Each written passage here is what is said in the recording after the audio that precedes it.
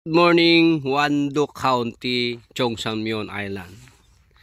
Ayan, dito na naman tayo.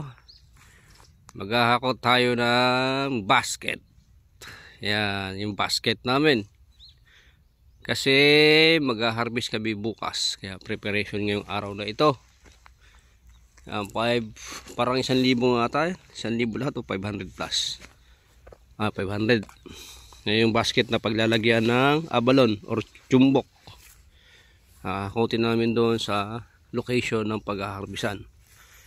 Ito yung compound or area. Yan, area.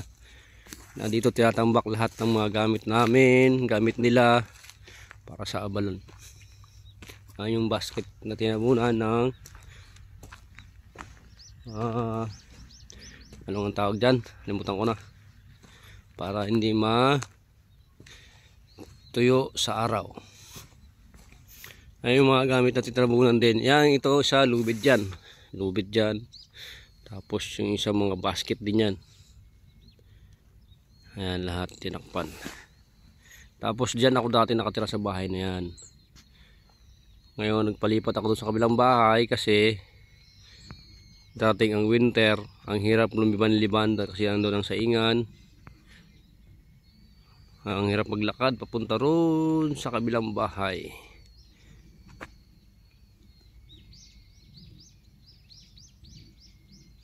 Ayan, ito yung area.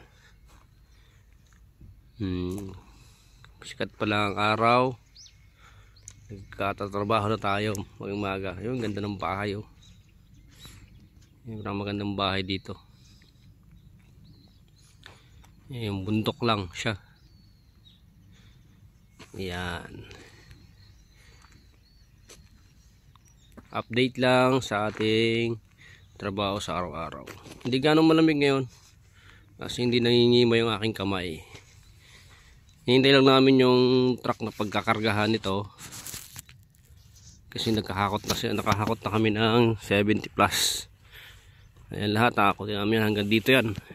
Yan hanggang dito.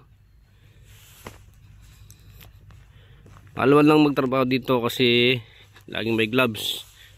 Everyday isa ang budget na gloves. Pero pag nasa dagat kami, halos 3-2 ang magagastos kasi basa. Tapos mahirap ibabad sa kamay kasi sobrang lamig. Ayan, yung area.